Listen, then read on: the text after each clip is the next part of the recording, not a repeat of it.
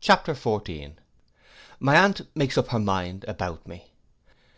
On going down in the morning, I found my aunt musing so profoundly over the breakfast table, with her elbow on the tray, that the contents of the urn had overflowed the teapot, and were laying the whole table cloth under water, when my entrance put her meditations to flight.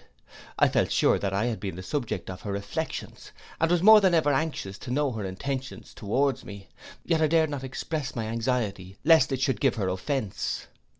My eyes, however, not being so much under control as my tongue, were attracted towards my aunt very often during breakfast. I never could look at her for a few moments together, but I found her looking at me in an odd thoughtful manner, as if I were an immense way off, instead of being on the other side of the small round table. When she had finished her breakfast, my aunt very deliberately leaned back in her chair, knitted her brows, folded her arms, and contemplated me at her leisure, with such a fixedness of attention, that I was quite overpowered by embarrassment. Not having as yet finished my own breakfast, I attempted to hide my confusion by proceeding with it, but my knife tumbled over my fork tripped up my knife, I chipped bits of bacon a surprising height into the air, instead of cutting them for my own eating, and choked myself with my tea, which persisted in going the wrong way instead of the right one, until I gave in altogether, and sat blushing under my aunt's close scrutiny. "Hello," said my aunt after a long time. I looked up and met her sharp bright glance respectfully. "I have written to him," said my aunt. To your father-in-law," said my aunt. "I have sent him a letter that I'll trouble him to attend to, or he and I will fall out, I can tell him." "Does he know where I am, aunt?" I inquired alarmed. "I have told him," said my aunt with a nod. "Shall I be given up to him?" I faltered. "I don't know," said my aunt, "we shall see." "Oh, I can't think what I shall do," I exclaimed, "if I have to go back to Mr. Murdstone."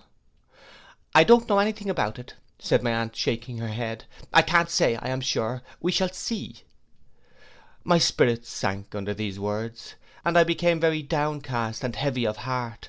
My aunt, without appearing to take much heed of me, put on a coarse apron with a bib, which she took out of the press, washed up the teacups with her own hands, and when everything was washed and set in the tray again, and the cloth folded and put on top of the whole, rang for Janet to remove it. Next she swept up the crumbs with a little broom, putting on a pair of gloves first, until there did not appear to be one microscopic speck left on the carpet. Next she dusted and arranged the room, which was dusted and arranged to a hair's breadth already. When all these tasks were performed to her satisfaction, she took off the gloves and apron, folded them up, put them in the particular corner of the press from which they had been taken, brought out her work box to her own table in the open window, and sat down, with the green fan between her and the light, to work. "I wish you'd go up stairs," said my aunt, as she threaded her needle, "and give my compliments to Mr. Dick. I'll be glad to know how he gets on with his memorial." I rose with all alacrity, to acquit myself of this commission. "I suppose," said my aunt, eyeing me as narrowly as she had eyed the needle in threading it, "you think Mr. Dick a short name, eh?" "I thought it was rather a short name yesterday," I confessed.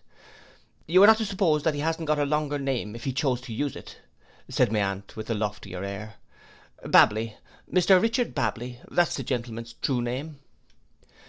I was going to suggest, with a modest sense of my youth, and the familiarity I had been already guilty of, that I had better give him the full benefit of that name, when my aunt went on to say, "But you don't call him by it, whatever you do. He can't bear his name. That's a peculiarity of his, though I don't know that it's much of a peculiarity either, for he has been ill used enough by some that bear it, to have a mortal antipathy for it, heaven knows. Mr. Dick is his name here, and everywhere else now, if he ever went anywhere else, which he don't, so take care, child, that you don't call him any thing but Mr. Dick." I promised to obey, and went up stairs with my message, thinking as I went, that if Mr. Dick had been working at his memorial long, at the same rate as I had seen him working at it through the open door when I came down, he was probably getting on very well indeed. I found him still driving at it with a long pen, and his head almost laid upon the paper. He was so intent upon it, that I had ample leisure to observe the large paper kite in the corner, the confusion of bundles of manuscript, the number of pens, and above all the quantity of ink, which he seemed to have in half-gallon jars by the dozen, before he observed my being present. Ha! Phoebus, said Mr. Dick, laying down his pen. How does the world go? I'll tell you what, he added in a lower tone, I shouldn't wish it to be mentioned, but it's here he beckoned to me, and put his lips close to my ear. It's a mad world. Mad as Bedlam, boy, said Mr. Dick, taking snuff from a round box on the table, and laughing heartily. Without presuming to give my opinion on this question, I delivered my message. Well, said Mr. Dick in answer, my compliments to her, and I believe I have made a start. I think I have made a start, said Mr. Dick, passing his hand along his grey hair, and casting anything but a confident look at his manuscript. You have been to school? Yes, sir, I answered, for a short time. Do you recollect the date, said Mr. Dick, looking earnestly at me, and taking up his pen to note it down, when King Charles I had his head cut off? I said I believed it happened in the year 1649. Well, returned Mr. Dick, scratching his ear with his pen, and looking dubiously at me, so the books say, but I don't see how that can be, because if it was so long ago, how could the people about him have made that mistake of putting some of the trouble out of his head, after it was taken off, into mine? I was very much surprised by the inquiry, but could give no information on this point. It's very strange, said Mr. Dick, with a despondent look upon his papers, and with his hand among his hair again, that I never can get that quite right. I never can make that perfectly clear, but no matter, no matter, he said cheerfully, and rousing himself, there's time enough. My compliments to Miss Trotwood. I'm getting on very well indeed. I was going away when he directed my attention to the kite. What do you think of that for a kite? he asked. I answered that it was a beautiful one. I should think it must have been as much as 7 feet high. I made it. We'll go and fly it, you and I, said Mr. Dick. Do you see this? He showed me that it was covered with manuscript, very closely and laboriously written, but so plainly that as I looked along the lines, I thought I saw some allusion to King Charles I's head again, in 1 or 2 places. There's plenty of string, said Mr. Dick, and when it flies high, it takes the facts a long way. That's my manner of diffusing 'em. I don't know where they may come down, it's according to circumstances, and the wind, and so forth, but I'll take my chance of that. His face was so very mild and pleasant, and had something so reverend in it, though it was hale and hearty, that I was not sure but that he was having a good-humoured jest with me, so I laughed, and he laughed, and we parted the best friends possible. Well, child, said my aunt when I went downstairs, and what of Mr. Dick this morning? I informed her that he sent his compliments, and was getting on very well indeed. What do you think of him? said my aunt. I had some shadowy idea of endeavouring to evade the question, by replying that I thought him a very nice gentleman, but my aunt was not to be so put off, for she laid her work down in her lap, and said, folding her hands upon it, Come, your sister Betsy Trotwood would have told me what she thought of any one directly. Be as like your sister as you can, and speak out. Is Mr. Dick, I ask because I don't know, aunt, is he at all out of his mind then? I stammered, for I felt I was on dangerous ground. Not a morsel, said my aunt. Oh, indeed, I observed faintly. If there is anything in the world, said my aunt, with great decision and force of manner, that Mr. Dick is not, it's that. I had nothing better to offer than another timid, oh, indeed. He has been called mad, said my aunt. I have a selfish pleasure in saying that he has been called mad, or I should not have had the benefit of his society and advice for these last 10 years and upwards. In fact, ever since your sister Betsy Trotwood disappointed me. So long as that, I said. And nice people they were, who had the audacity to call him mad, pursued my aunt. Mr. Dick is a sort of distant connection of mine. It doesn't matter how, I needn't enter into that. If it hadn't been for me, his own brother would have shut him up for life. That's all. I'm afraid that it was hypocritical in me, but seeing that my aunt felt strongly on the subject, I tried to look as if I felt strongly too. A proud fool, said my aunt, because his brother was a little eccentric, though he is not half so eccentric as a good many people. He didn't like to have him visible about his house, and sent him away to some private asylum place, though he had been left to his particular care by their deceased father, who thought him almost a natural. And a wise man he must have been to think so. Mad himself, no doubt. Again, as my aunt looked quite convinced, I endeavoured to look quite convinced also. So I stepped in, said my aunt, and made him an offer. I said, your brother's sane, a great deal more sane than you are, or ever will be, it is to be hoped. Let him have his little income, and come and live with me. I am not afraid of him. I am not proud. I am ready to take care of him. I shall not ill treat him, as some people, besides the asylum folks, have done. After a good deal of squabbling, said my aunt, I got him, and he has been here ever since. He is the most friendly and amiable creature in existence, and as for advice, but nobody knows what that man's mind is, except myself. My aunt smoothed her dress and shook her head, as if she smoothed defiance of the whole world out of the one, and shook it out of the other. He had a favourite sister, said my aunt, a good creature, and very kind to him, but she did what they all do, took a husband. And he did what they all do, made her wretched. It had such an effect upon the mind of Mr. Dick, that's not madness, I hope, that, combined with his fear of his brother, and his sense of his unkindness, it threw him into a fever. That was before he came to me, but the recollection of it is oppressive to him even now. Did he say anything to you about King Charles the First, child? Yes, aunt. Ah, said my aunt, rubbing her nose as if she were a little vexed. That's his allegorical way of expressing it. He connects his illness with great disturbance and agitation naturally, and that's the figure, or the simile, or whatever it's called, which he chooses to use. And why shouldn't he, if he thinks proper? I said, certainly, aunt. It's not a business-like way of speaking, said my aunt, nor a worldly way, I am aware of that, and that's the reason why I insist upon it, that there shan't be a word about it in his memorial. Is it a memorial about his own history that he is writing, aunt? Yes, child, said my aunt, rubbing her nose again. He is memorializing the Lord Chancellor, or the Lord somebody or other, one of those people, at all events, who are paid to be memorialized about his affairs. I suppose it will go in one of these days. He hasn't been able to draw it up yet, without introducing that mode of expressing himself, but it don't signify, it keeps him employed. In fact, I found out afterwards that Mr. Dick had been upwards of 10 years endeavouring to keep King Charles the First out of the memorial, but he had been constantly getting into it, and was there now.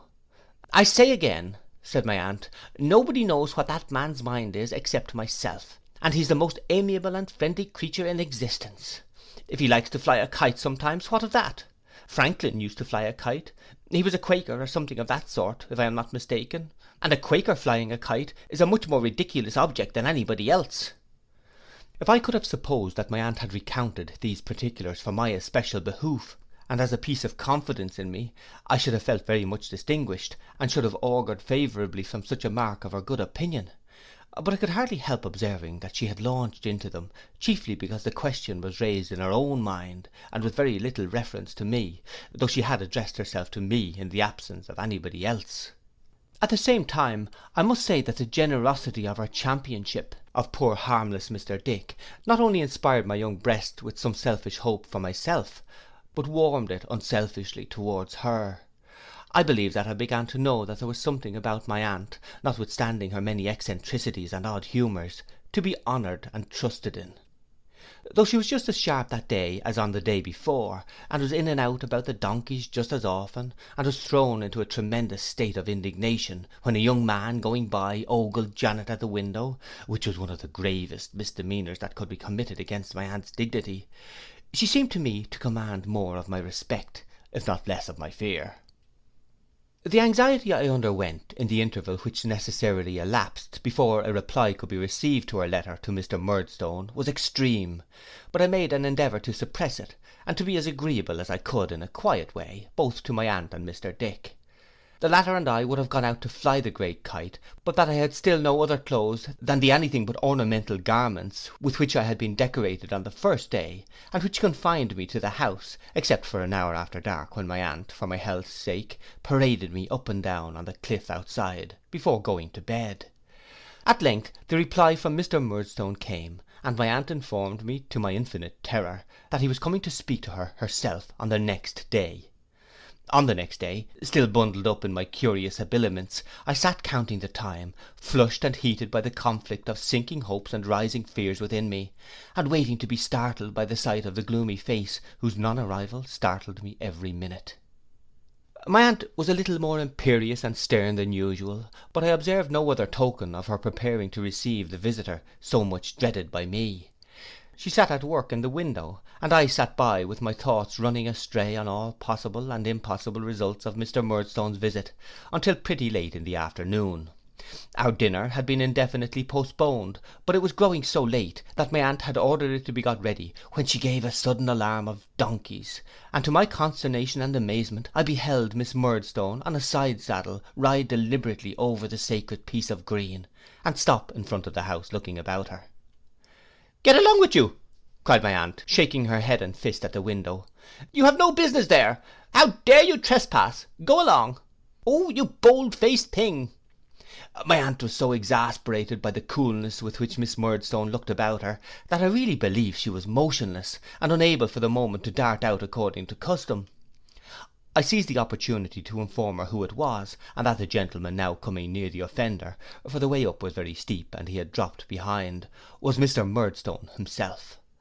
'I don't care who it is,' cried my aunt, still shaking her head, and gesticulating anything but welcome from the bow window. 'I won't be trespassed on. I won't allow it. Go away. Janet, turn him round, lead him off.' And I saw from behind my aunt a sort of hurried battle piece, in which the donkey stood resisting everybody, with all his 4 legs planted different ways, while Janet tried to pull him round by the bridle, Mr. Murdstone tried to lead him on, Miss Murdstone struck at Janet with a parasol, and several boys, who had come to see the engagement, shouted vigorously.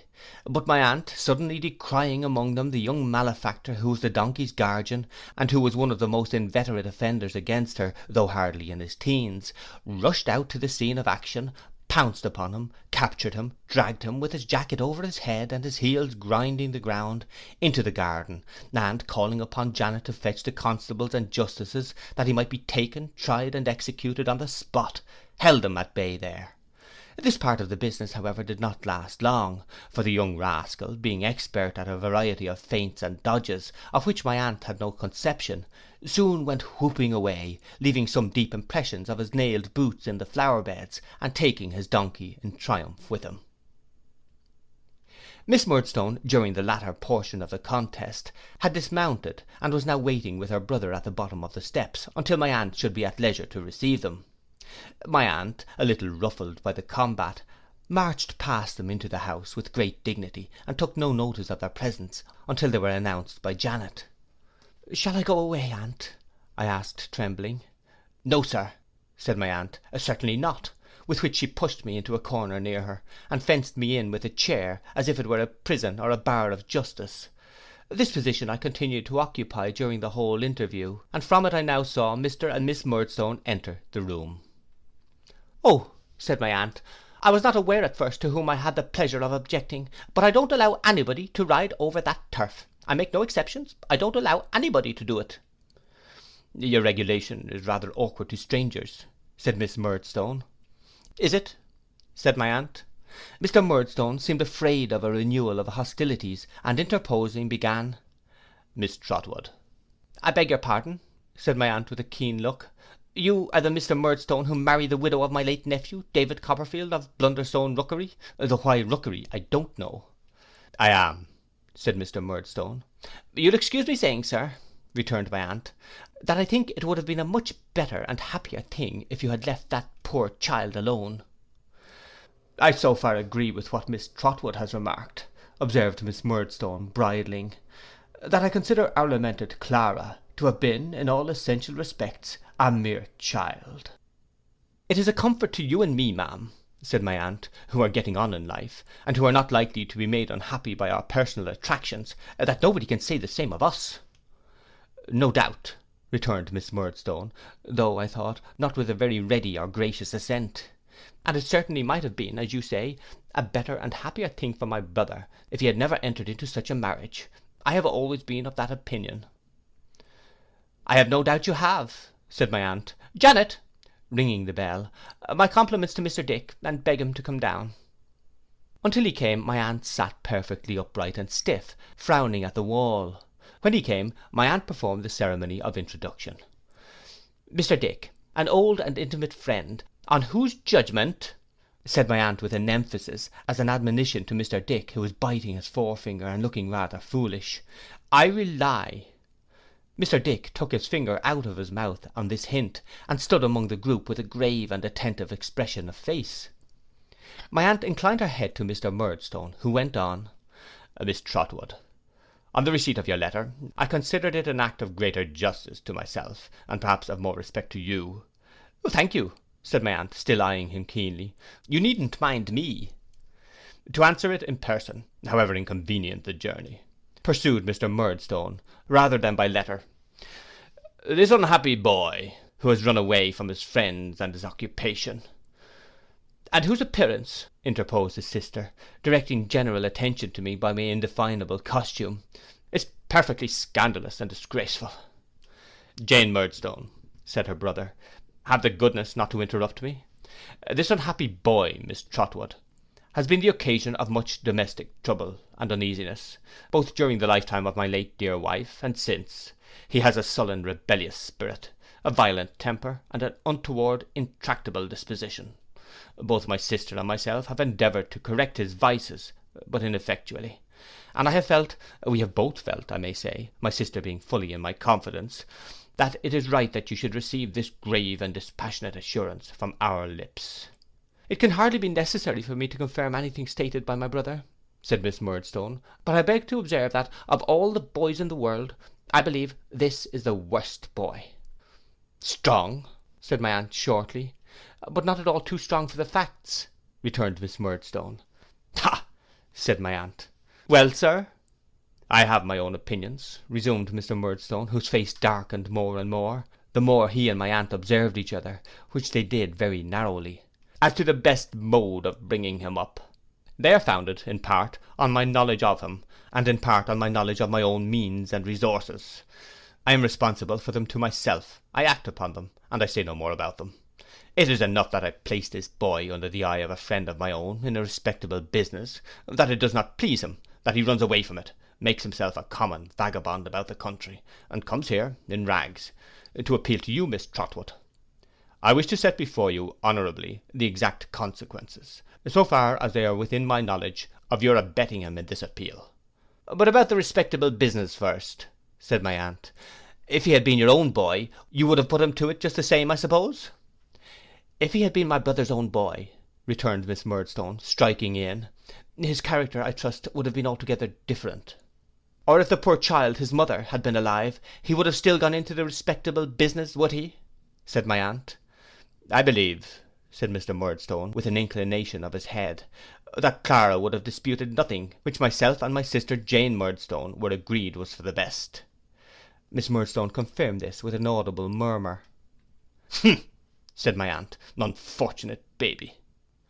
Mr. Dick, who had been rattling his money all this time, was rattling it so loudly now that my aunt felt it necessary to check him with a look, before saying, The poor child's annuity died with her?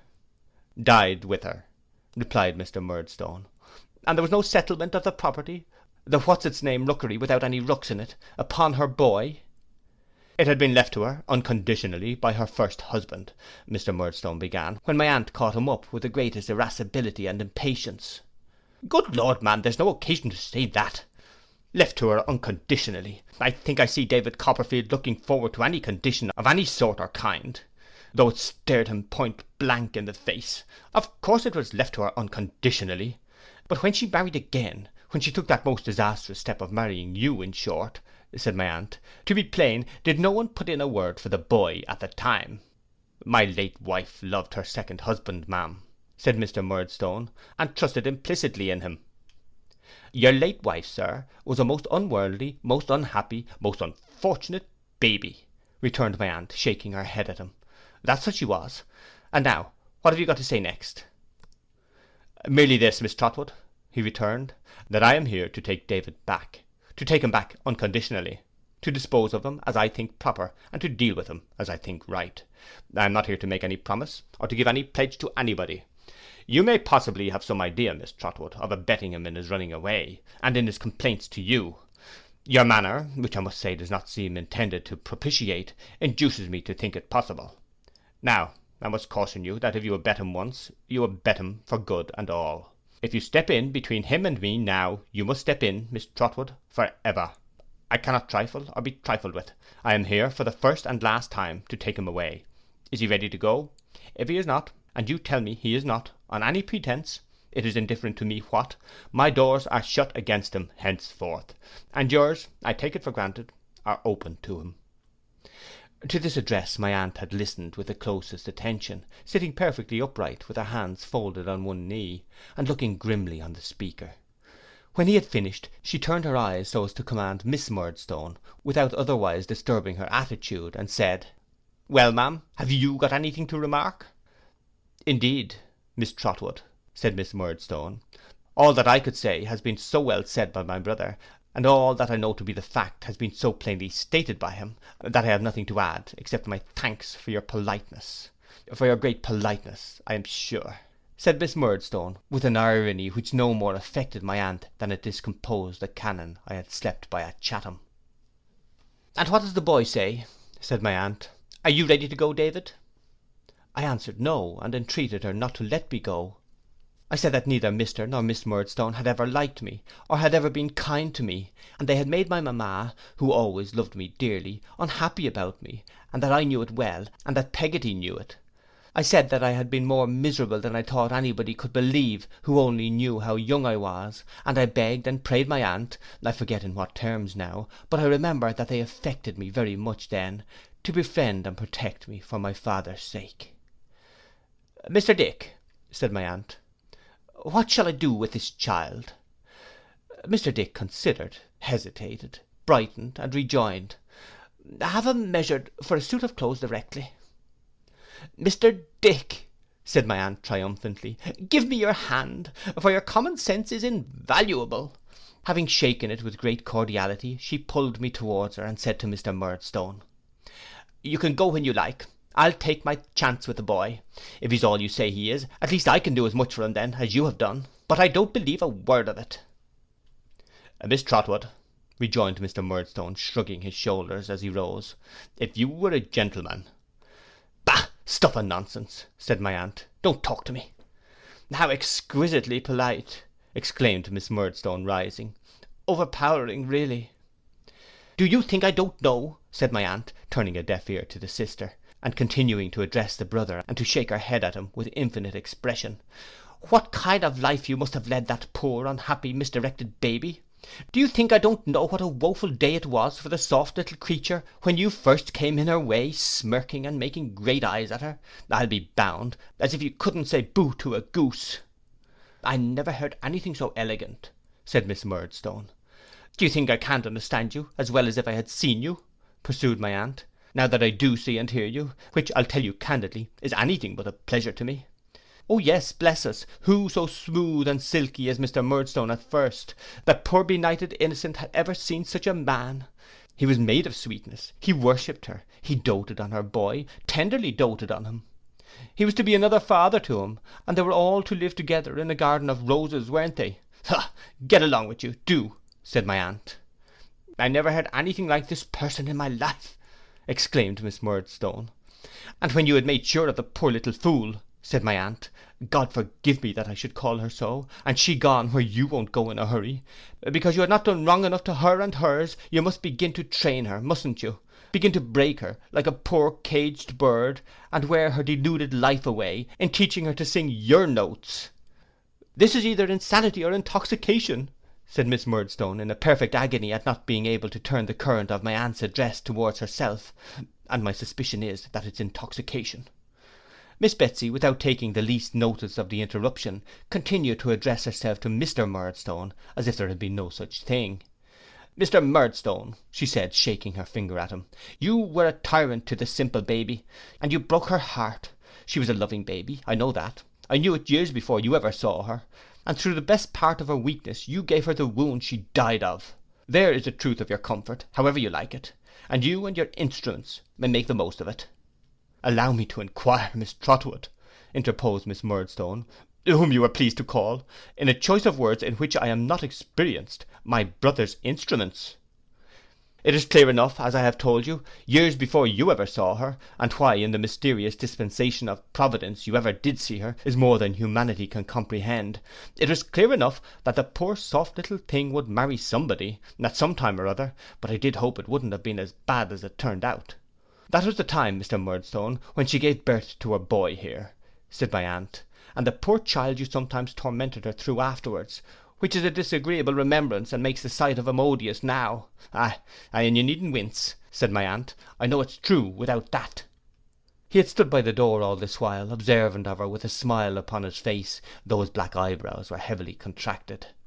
I remarked now that though the smile was on his face still, his colour had gone in a moment, and he seemed to breathe as if he had been running. Good day, sir, said my aunt, and good-bye. Good day to you too, ma'am, said my aunt, turning suddenly upon his sister.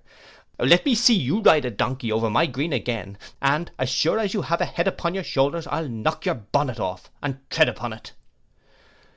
It would require a painter, and no common painter too, to depict my aunt's face as she delivered herself of this very unexpected sentiment, and Miss Murdstone's face as she heard it. But the manner of the speech, no less than the matter, was so fiery, that Miss Murdstone, without a word in answer, discreetly put her arm through her brother's, and walked haughtily out of the cottage, my aunt remaining at the window looking after them, prepared, I have no doubt, in case of the donkey's reappearance, to carry her threat into instant execution. No attempt at defiance being made, however, her face gradually relaxed, and became so pleasant that I was emboldened to kiss and thank her, which I did with great heartiness, and with both my arms clasped round her neck. I then shook hands with Mr. Dick, who shook hands with me a great many times, and hailed this happy close of the proceedings with repeated bursts of laughter. You'll consider yourself guardian jointly with me of this child, Mr. Dick, said my aunt. I shall be delighted, said Mr. Dick, to be the guardian of David's son. Very good, returned my aunt, that's settled. I have been thinking, do you know, Mr. Dick, that I might call him Trotwood. Certainly, certainly, call him Trotwood, certainly, said Mr. Dick. David's son's Trotwood. Trotwood Copperfield, do you mean? Returned my aunt. Yes, to be sure, yes, Trotwood Copperfield, said Mr. Dick, a little abashed.